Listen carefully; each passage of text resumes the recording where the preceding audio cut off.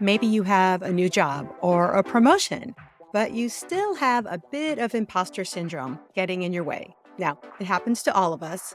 So, how do you show up with confidence and learn to embrace your strengths? Hi, I'm Diana Bernal, a career strategist who guides ambitious Latinas so they can make major career moves. And today, I speak with Leena Mendoza. She's a business strategist and executive coach about how we can own our strengths and start to overcome imposter syndrome. We'll talk about confidence, your leadership style, and of course, the important role of communication and relationship building too. Let's jump in. Hi, Leena. Thank you for being here. Hi, how are you? I'm great, and I'm excited to talk about how Latina professionals can show up with more confidence in the workplace. Because I think of the 80s and 90s when most people, men, female, had to leave their race and ethnicity at home, right? And now we can show up as our authentic selves. Even at some places, it's still a challenge, or some people have a tough time. But for the most part, more and more people are embracing showing up as their authentic selves. But you and I today want to take that a step further, that it's not just okay to show up authentically, but that you can embrace your cultural background as a real strength, as an advantage. So talk us through how women, how Latinas in particular, can start to own that strength. Absolutely. So one of the things I hear often is Latina share that they don't have leadership. So probably over 50% of the people that I interview who are Latinas, and they go, I'm not a leader. And so really it's really about owning your gifts and your attributes, right? With skills, knowledge, talent. And so in our culture, right, we, take initiative, we get stuff done. We have the term eche con ganas, right? Get it. And so si se puede. And so Yeah. it's like, how are we not leaders? Right. And so also the term buena gente. So that really leads to, and it's the Latino endorsement. So when I say, oh, here comes Diana, she's coming to the house, es buena gente. And so that's already the golden ticket. We're going to let you in. And so that speaks to your character. And so why I share that is that what were you already born with? Right. And so do you take initiative? Are you a project manager? Do you collect, right? Are you collecting people and coordinating? So you're already very community oriented in that way. Maybe you're the person who gets the party started, right? So that could be engagement. And then also, are you a planner? That's executive functioning. What do you already have that's really leading you in that direction? Yeah, and I think women have started to embrace this place in the workforce over the last 10 or 12 years because we have empathy, Yeah. and we are community builders, and companies need community building, especially as more and more of your workforce is remote, right? And so that's where women, Latinas can come in with those strengths where they can become really great leaders, great managers in the workforce. But I imagine some of the women in particular that you work with still have a little bit of imposter syndrome, that they fear the thought that someone thinks they don't belong. Maybe they question whether or not they belong. So walk us through a little bit of working through imposter syndrome. Absolutely. So we know that imposter syndrome is that fear of like appearing fake, right? That people will figure you out. And so I believe that, and at least what I've heard so many times, is that there's this perception that corporate America is a certain way with a certain framework, and that you have to show up kind of like a boss level person with this confidence. And so it's not true, right? And so the organization doesn't necessarily, they're not necessarily highly organized, and they drive that. They're really looking for you to drive that as a Latina who will get it done, who does have that compassion and empathy, and who has a sense of, understanding people and the business side. And so, I think also we want to lean into like when things are unknown, it's very normal to feel a little bit afraid, if not a lot. And then also just to feel like, you know, it's unfamiliar territory. So I would be a little bit more concerned if you're like, I can do it. I'm amazing.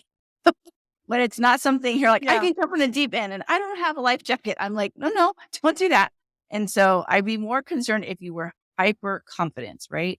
And so it's normal for some when we tread new waters for us to feel nervous, uncertain, and overwhelmed. And so learning how to talk about those feelings, but also own your gifts, like own those gifts that you have that is really going to drive your next project, your division, your organization. there's a reason why they selected you, and there's a reason why you positioned yourself for that opportunity. And this can happen, I think, at any stage in our career. When you just mentioned about the person who's just jumping in, no questions asked. Sometimes I think about my younger self and how that was definitely me jumping in. But I feel like some young people that I meet still have a little bit of imposter syndrome, and we carry it with us in different ways. Just because we have a director title when we're 40 or we're the vice president, they can still have certain thoughts that kind of get in the way. So I wonder if part of it is just acknowledging that we have these concerns, these thoughts in our head, and just park them to the side, but still pushing us through them, right? Absolutely. And also, you're creating a new pathway, right? So now you're the 40-year-old director. Maybe there wasn't. Maybe you're the first, and so you're leading in that way. And just Hmm. also having that. I would say one of the tools I would recommend is having a squad or a trusted advisor that you can talk about these feelings and this experience, so that they can help guide you, right? And they just kind of offload those feelings. Also walk through that, process that. And then also what gives you energy and the positivity, because there are things you do know how to do, right? And so honor that for yourself. And I think one of the most important things I tell people is, how can you expect someone to honor you when you don't honor yourself first? That's so good. And what you said about that network, that circle of friends is so important. I just spoke about it actually last week in the concept of asking for help, especially when you are a leader and you have first been promoted. It is so critical to have the women around you. And in this case, if you've got other Latina women, other people of color around you that you can speak to because they've been there before. So if you don't have it in your workplace, maybe you find it elsewhere. Maybe it's someone that you went to college with. Maybe it's your sister's friend. Maybe it's someone in your space, though. But really having someone to share the stories, I think makes us feel a little lighter and like, okay, it's not just me, right? I'm not the only one hearing or seeing these things. Absolutely. One of the things that I think in general as Latinos, and then also, young emerging leaders, right? So you're graduating high school, going to college potentially, or a trade school, and there's a mentality in America that says, you're an adult, get it done, do it by yourself, right? So the independence is like really key. Like, now I'm an adult, hashtag adulting. And so I really want to take it a step back and really share that it's not just about independence, it's about interdependent. And right. And so anytime I share that, I always do this. And so it's interconnection between each other, learning how to ask for help, support, and guidance. And the more you lean on each other, the farther you'll go. And so it's not just being, how strong are you by yourself, but how strong are you with the squad? Yes, and that squad is so important because we have to start making our way because no one's going to do it for us. I think about the Lean-In report from McKinsey this year, and we are in 2024, that showed that barely 1% of corner office jobs were held by Latinas. And I know that we make up well over 9% of the population. So it really is up to us. Now, is it fair that we might have to, work a little harder or think a little bit more about this? It is what it is. And what we need to do is support each other. And that's why I think these communities are so critical. And talking to other people, whether it is a coach or just someone else in your circle, that way you don't feel so alone. Absolutely. Absolutely. Yeah. And then I think we just don't know how to pave our way in that way, right? So, like, who do you trust? And so, it can be an ally. It doesn't have to necessarily be a Latina, because I want to give kudos to our allies too, who put their hand in and extend help, and then they also, Yeah. give guidance, right? And so, but we don't necessarily always talk about that. We talk about a specific role model who was just like us, but some of us also have role models that didn't look anything like us, and they seen the gifts, Hmm. they seen that light in you, and they guided you. And so, but we don't know what that landscape looks like in corporate America. Who can we trust? It's not the same type of community per se, and like you would in your neighborhood, right? And so, who can you trust? Who's not going to backstab you in the office? Who's going to elevate you and amplify you in the most positive way? Understanding what those strategic partnerships look like. What does that even mean, right? And so we're saying the term squad, but it's really also who's your strategic partnerships, and then who provide productive partnership together with you. I also recommend stealthy relationships, which means, just having those quiet conversations with people that not everybody necessarily needs to know, that you might be best friends with the mayor or the CEO. They can give you some great sage advice. And so, yes. Yes, the allies are key. Actually, I should do a shout out to one of my managers who was key, white male, and he actually ended up building a very diverse workforce. His direct reports reflected that. So when you interview for a company or you're doing some networking, don't just look at the leadership, look at the layer below, because that shows you who is being promoted, that shows you who is being acknowledged. And you do have to have all types of people in your network that you can lean on for different times of your career. So I want to hear about you, Lena, though. Tell us a little bit more about how you got here. I've been studying leadership since I was like 11 years old. And so there used to be something called the Pan American Games, anything that was, you know, involved with school or getting involved in the community, I was involved. And so I didn't know that solving problems was what I was doing, right? Or I would see something that was wrong. So sometimes other older adults would like, you always find things that are wrong. And I'm like, well, it's not that things that are wrong, right? It's the opportunity and what's the challenge that you can fill the gap. And so I didn't know how to say that till I became an adult, right? And so I was like, went through college and how do you articulate that? And so sometimes I would think there was something wrong with me because I would find what was wrong. But when I advanced into corporate America, what I found was where the pain points are is where the profit margins can expand. I turn pain points into profit margins. And so that has led me into being a trusted advisor to executive leaders, being able to, share like, here are some things that I see that are falling through the cracks. And it's typically people development. And it's typically also where are the holes in business optimization. And so when and a leader doesn't have a strong hold on both of those things, it can evolve rather quickly, especially when you're going through exponential growth. And so they don't know where to start, they don't know why it happened, and they don't know which direction to go. And so Yeah. I love leadership because it really has to do with just your true talents and gifts and driving that. Right. And it's not just what you know, it's how you do it. I think that's so much of the success for any executive or any employee, really, but certainly at the leadership level. How are you lifting other people? How are you bringing them along in a whole new way? So, are there particular success stories that you have of some of the women that you've worked with who maybe had a tough time seeing themselves in that corporate space, in that corner office, or had a tough time sort of overcoming some of these challenges that were mostly in their mind, not the technical skills. They had the expertise, they had the experience, but they were just having a tough time getting out of their own way.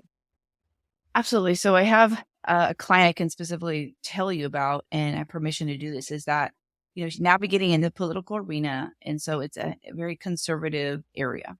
And so, being a college graduate, not in the same field that they're looking at, also, we're kind of talked about masculine versus feminine leadership, and so it's not a term that she typically uses or myself, but it's understanding that it's not a bully environment, and it's not an environment. It's an environment where it is bullying, right? And so it's like, this is how we've always done it. Don't ask questions. And so she's coming in with a very inclusive thought process of how do you like it done, right? Extending compassion. That must be really hard for you. And so that's not the typical MO. That's not the typical DNA that they use. So she's using what is traditionally being that has been laid out, as well as the ideas and thoughts and strategy that she comes up with. Her executive functioning is already established, but she strengthened it even more through coaching, the planning, the strategic partnership, and also the reframing for the negativity that came about and the conflict management. And so instead of going around it or like avoiding it, she went right to it. And she's been very successful. Let's talk a little bit more about reframing. I think that's so important because we have all these thoughts that come through our head, but we also have opportunities. So, to embrace those opportunities, sometimes we do have to reframe what is happening. So, can you talk a little bit about what reframing really looks like? Yeah. So sometimes, so reframing is really like, what is the perspective and that you're seeing that? So I always say lens, like, well, how are you seeing that? And when you see that, Yeah. right, it's like, is that the truth? And that is that factual? And then like, can we pivot that or change it into something more positive? And then also more on a higher level when it comes to leadership, right? So rather than I have a psychology degree, I'm not equipped to advance into politics. that really that because of the psychology degree, you know how to navigate, through people development, different personalities, and manage effectively when it comes to conflict management. And so what everything someone told you you did not have is or you're not equipped is actually all the reasons why you are heavily equipped and prepared for what's ahead. And so it's change that narrative to a more positive direction for yourself, but also owning your journey. And so reframing it. And then also when you're working with other people, you can help people reframe when they're saying something that it could be in direct conflict or not aligned with the initiative. And so helping them change their perspective so that it's in partnership with what's ahead. So I think of the person that you were just talking about, how she's more inclusive, right? And maybe the people there are like surprised by this level of inclusivity that a new leader is bringing. So if we are bringing all these positive traits and some people sort of with the old school traits or with traits that aren't really helpful, if they are surprised by what is happening, how do we keep working with them so that they can open up their minds? And is it just a matter of continuing to model that behavior, even for our peers, not just the people who report to us, but the people aside and the people above? I think it's important to validate people's, their concerns, their feelings, and their perspective of where they're at, no matter what level they're involved with, whether emerging leader or executive leader, and really start to build a bridge together, right? So how do we work together? That's where we were yesterday. What will that look like for tomorrow? And are we willing to try something new so that we can, evolve, right? And so I like the word evolve because it doesn't sound as scary as change management. And it's really That's just true. about Yeah. like, right? Because you're like, I don't want to change. Don't Yeah. come here and do something different. And so, but aren't we always doing something different, right? And so, right, evolving. You're probably not the same person as you were last year or 4 years ago. And so, really looking at it is like try something new, and then if you wouldn't like it, you can return back to that. And so, really partnering with, I believe, validating people where they're at, right? Like, hey, I can understand your concern. I understand this is traditional values and then really bridging that gap for what's ahead. And so it doesn't mean we have to disregard. I think that's not the way to go in communication or strategy, but it's really about really seeing, and I've been exercising that quite heavily this year. Is like, especially because it's an election. So I'm like, even though I don't agree or understand, I'm going to try to understand Yeah. and listen more effectively. Yes, listening is so key. And I think our choice of words can make a big difference too, because you use the word different. And I think that's helpful. Like maybe we want to try a different approach for this plan. We're not saying better. We're not saying your plan was worse or less effective. We're just saying different because that is really the term at play. And so, sort of appealing to, like you said, meet them where they are and using a term like this is a different plan. Let's try something different can help building in those relationships. That way, those other people don't feel as threatened because all people might feel a little threatened when a new person joins the team. I mean, there's always dynamics changing when new people come into a team, no matter who they are. Mm. Absolutely. So I love that you said the dynamics, right? And so that's something I think as well, Latinas understanding, I can let me speak about myself. So I was a Latino who rolled my neck. Oh, let me tell you what's going to happen. And so I already know what to do. And everybody's going to love my idea. Well, I didn't know that Yeah. I should identify my partners, right? Who can I share this value and this perspective in a new way, kind of gain that allyship before going to the meeting. And they're really presenting in a very collective way and also getting feedback. And then having those strategic alliances do matter for what's ahead. It's not just me bringing the idea in because people trust me. They're going to adopt it because people don't like shock factor, right? They like to be included in a concept. They like to give you some Mhm. feedback in their own thought process or, hey, I'd probably recommend it this way. And so understanding that the dynamics that the political landscape plays in an organization matters how you're going to navigate carefully. And so it doesn't mean you have to walk on eggshells, but it does mean you have to be aware. Yeah, and I definitely think Latinas are good at inclusivity and we are born relationship builders, right? Yeah. And that is a skill that is such a strength, maybe to a fault, right? But, let's lean into that and make sure that we are building relationships. And then our managers can see that, other leaders can see that, how we can work across lines. I think talking about politics is actually a great example because we do all need to work together towards whatever that end goal is. And there is a really strong sense of relationship building that I think that Latinas can bring to it. So I want to touch on one other thing that you and I prepared for, or at least we talked about when we were sort of brainstorming this conversation. But you mentioned the phrase commanding the room. And I would so love you to speak to that because commanding the room is not speaking loudly and above everyone else and talking a lot.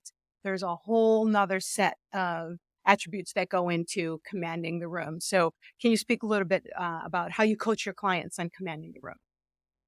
So it's making sure that people that you are walking in a room and with respect and honor before you arrive. And so when you walk in the room, it's not being about loud, it's not necessarily yelling, and so it's just you stepping in the room and everybody moves in that direction. You might be the quiet leader where the one sentence you say at the end, everybody moves and says, "What is she going to say?"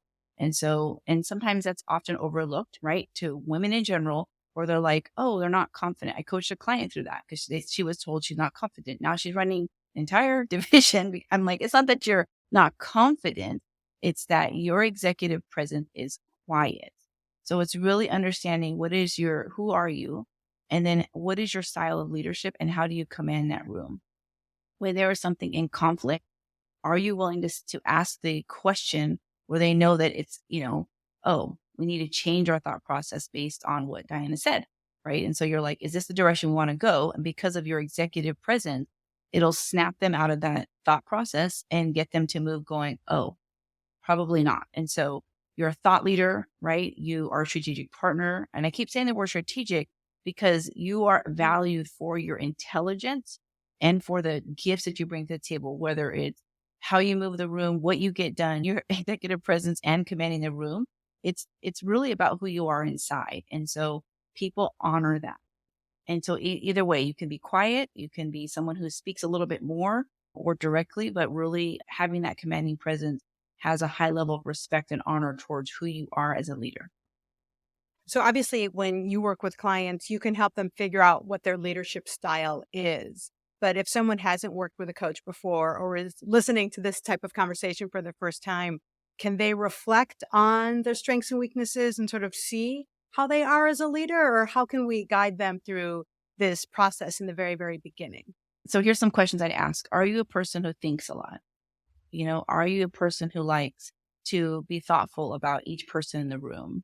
Are you a person who thinks quickly on their feet and can, really be able to coordinate exactly what's happening, what's next in the level of execution? You may be, also the next question could be, are you a big thinker? And are you also detail oriented? Right. And so we all bring different levels and values to the table, but it's really about how you bring that to the table.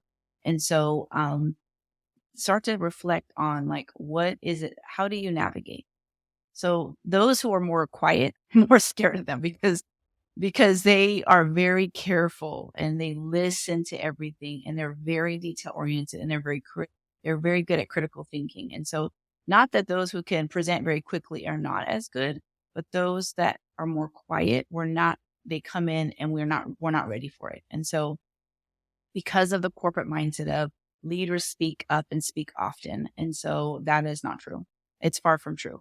And we're overlooked at if we're those who are introverts or quiet. And so those are some questions I would present is thinking about, do you like to think more deeply? Do you like to think about who will it impact? Do you take time to process? And so, or are you that forward thinker right on your feet and you can think big pictures and details, execute in 2 minutes? And so we just lead differently. And as you reflect on your own styles, this is an opportunity also to observe your employees. I think what you mentioned, sort of that executive expectation. I think of Jack Welch, who many years ago set forth that expectation that successful executives had to be big and bold and the extrovert ideal. And then we have now seen that introverts have so much to offer and can be extremely successful. And there are plenty of CEOs who are also introverts. And I look at my own children, for instance. I have one who's an introvert and she is so observant. We will go somewhere or do something and she picks up on other things that none of us did, because the extroverts here, we were too busy gabbing or talking and touching things in the store and the whole bit. Now, extroverts, we have our strengths too. because of the way we bring people together for brainstorming and other things. But I think we are now at a place where we recognize the different strengths that these different types have. So as we are talking to leaders today to look at their own styles, we are also encouraging them. I hope that they will take the time to then pause and think about the people on their team and make sure that you give them that consideration as well, knowing that everyone on your team has different strengths and different areas for development. And you probably work a lot with your clients on how they work with their people, I would imagine as well. Yes. Right. The communication, right. And being aware of how other people communicate. And then, so it's not just about like, are you introverted, extroverted, but what is your counterpart looking at, right? How do they navigate? Do they like shock factor? Do they like to be, kept abreast, so that they know things a week advance? Do they like detail? Do they not like detail? Are they delegators? So being aware of like what your skill sets are and how you navigate, but also how does your team. So you said the key word earlier is that understanding the dynamics, and then how people operate. And so the more you understand that ahead of time, I believe the further you'll get. It just takes time for us to understand that, and some stretching, right? So it's not something Yeah. overnight. I'm constantly learning about different dynamics and people. I look at patterns, when people do things, why people do things, and I look for the pattern. And so, I believe that people have immense amount of gifts, but they just haven't tapped in yet, and they haven't been asked the questions. And lastly, they have not asked themselves those questions. Oh, that is so spot on. Okay, so as we start to wrap up here, you also mentioned that it takes time, which is very, very true. So let's say someone is listening to this and they want to spend some time this weekend working on their confidence of showing up. What might be just one or two things that they can start to do to bring that confidence of who they are to the workplace? Absolutely. One of the things I really believe in is learning how to affirm yourself. What did you do well? Like, I extended courage today. I had the conversation that really needed to be done in my workplace. What did you do? Maybe you just dressed up today. That's okay too, right? And so it was a tough day. I didn't cuss anybody out today. Like, some people I'm like, well, do you know what happened today? Not yet. So, because there's some challenges. And so I feel it's affirming. And I think also it's taking that time to reflect. How did Mhm. you do today? What could you have done better? Start to think. The more you start to think, the further you're going to go. As we're young in our career, we're doers, we're tasks. So I call it T to T, task to thought leadership. And the way you can advance the thought leadership is you start to think, you start to challenge things. So your parents might have always told you, do this way because, right? Especially if you're Latino, we're like, okay, Mhm. and we don't argue. But as we navigate in corporate space and in the general landscape is, workplace, right? Is that you have to be a thought leader. And so it's affirming yourself and starting to reflect often. Yes. And at night or sometimes in the morning, if I'm journaling, I do like to have my 5 acknowledgments.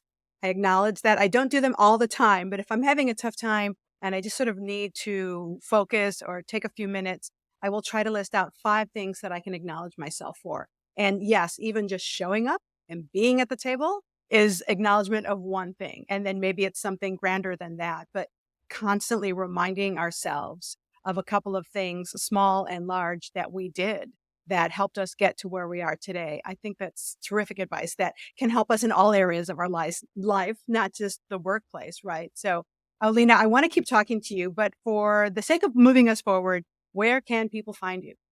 Absolutely. So I'm on LinkedIn at Leena Mendoza, Instagram, Leena Mendoza, Facebook, and then also LeenaMendoza.com.